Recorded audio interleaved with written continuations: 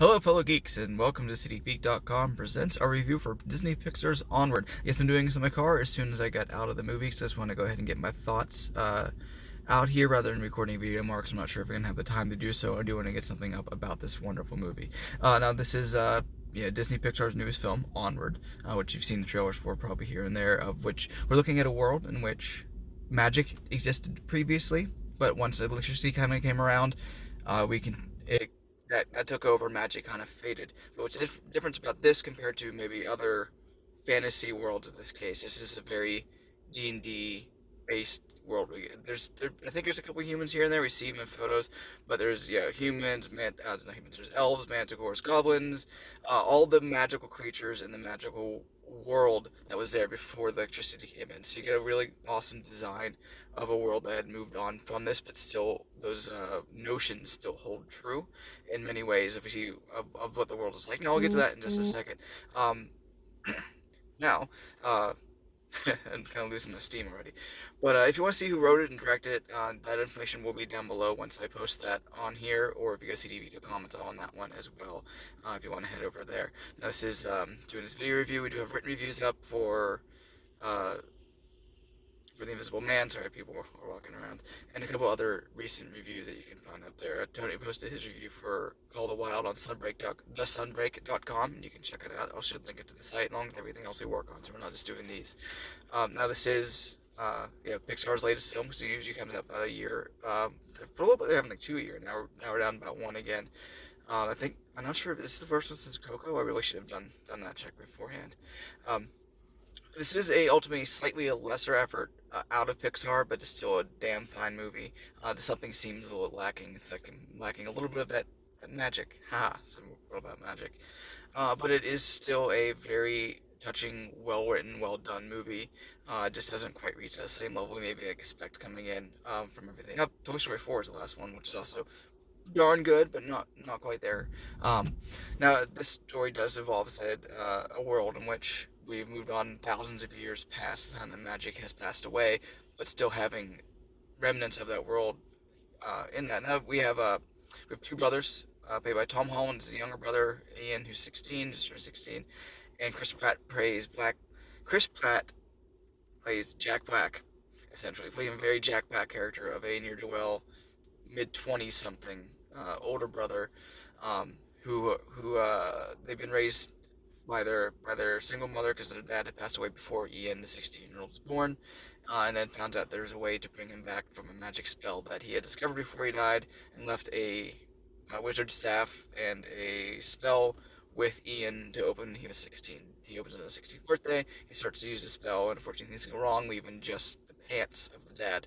And so the three of them go on a quest, the two brothers and the dad, and the dad's pants, dad's legs, go on a quest to find another gem to complete the spell. Along the way, they learn about themselves, and they go through the motions that they expect, where they able to get past their personal hang-ups for whatever reasons, of their personal connections, of the things keeping them back, with their own mental connections, physical stops, and things to that effect. So you have a lot of things that moments and beats that you do expect. You kind of see everything set up from the beginning. You see as it plays out, but so much of it is about the experience and not just the journey. If you know where the journey is going, along with the characters and the writing is solid, and the world building is great, it will come through. And that does. That absolutely does. Along the way, we also have their mom, who's falling behind them with a manticore. So the kids are elves, and the mom's an elf, and but she teams up with a manticore voiced by Octavia Spencer, who's absolutely amazing. She really kills it. I love her voice work in this, because a lot of her hang up is that she had gone from being a quest giver and mighty warrior, and now she runs a family restaurant, and kind of plays into her image, and now she's this brings back her image and brings back herself. So there's self-discovery from just about everybody, but everybody has that self-discovery bit. So they're on that quest to save the boys, because they need a sword, otherwise they're going to get killed ultimately at the end. But the journey itself, it might be everything you expect it to go, but the writing is really solid, and the character work is really solid, and everyone really connects. Everyone has a great chemistry. All the voice actors are just fine, even if you don't hear Tom Holland as much. You don't hear Chris Pratt. You do know who they are, so you hear that, but they're not playing it the normal types. You're not doing what maybe you find in like a DreamWorks movie, where people are playing what you expect from them.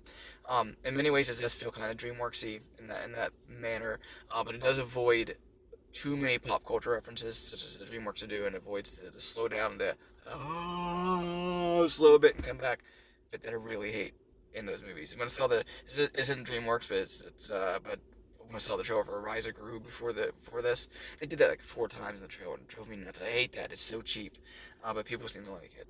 But it does avoid a lot of the cheap humor. It has a lot of really clever humor based upon the conceit of this world moving on past magic, of this and design and a lot of the signs. It's one of those movies that's gonna be fun to like look through and see where the references go. It doesn't really go for the cheap references. It doesn't really go for the basic Lord of the Rings things or Sword of Sonara or anything to that effect. It does have a great. But what's wonderful about it is like the older brother is really into their version of D&D, which would be based upon historical elements in this case, and it really drives a lot of the plot and a lot of the character. Like, you think the world's moved on, how they gonna know what they need to do, but because that's been now immortalized in a game instead, historical-based role-playing game, you get a lot of really clever bits from that. So you see this other type of this version, this type of character, who is drawing from somewhere else. So there's a lot of heart. It's a Pixar movie, so you kind of expect to tear up a little bit. Not as much as Coco, but I mean that movie makes me hard cry, like loudly hard, ugly cry. And this one, there's this moments, along the way that you expect it to go to, but but there isn't so much to say otherwise. The animation is great. It does great to build that world and get the understanding of that. The writing is good, with really clever jokes. Even if everything else goes the way you expect it to go, it still does it with such heart and such love that the people making it, they're Pixar's that are really giving it care. Everything but the Good Dinosaur, I think, and the Cars movies, I think really sells that. Um, Even if it is slightly not quite the thing that you get out of it.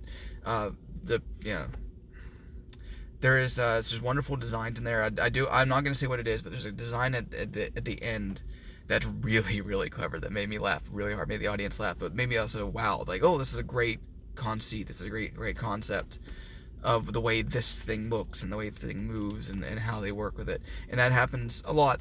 There's a pawn shop, there's this and that. I like seeing how the analogs of this world, of our world, mixing with that magic world and where things went from there. So Tom Holland's great, Chris Pratt's great, TV Spencer really kills it. Joey Dreyfus plays the mom, and she's good. Of course, we get John Ratzenberg coming in for a couple scenes, and a lot of what could have been cheap if it was done by, compared to say something like Bright, where Bright also has a world with magic and it's kind of based upon our world, but slightly much different. But that's also a very basic setup that doesn't use it in a good way. This one does, with its world. Never feels like it's just a direct analog. It feels like an extension of that past that we have share some things with, not completely. So I definitely recommend it. I mean, it's a B+. It doesn't quite reach that higher level that from many Pixar movies, but that's definitely not a bad movie by any means. It's a great family film. Everyone from any age can find great stuff. Especially people who like fantasy are going to find so many wonderful things about it. It's not talking down to fantasy at all or fantasy fans, but it's drawing a lot from that, with both within the characters and the designs and the jokes. There's nothing cynical about it, which is really nice. Even if it does follow the same pathways you would expect a story of this way to go, it's still interesting to watch. And I'm starting to repeat myself, so I let myself go. But thank you for watching. Sorry for not doing a more refined video at my house. If anyone wants me to do it, I will. I can take it time to rewrite it, along with maybe doing a written review. But also, one of the other members of the city wants to watch it and do it. It's cool too. Ask them, beg them.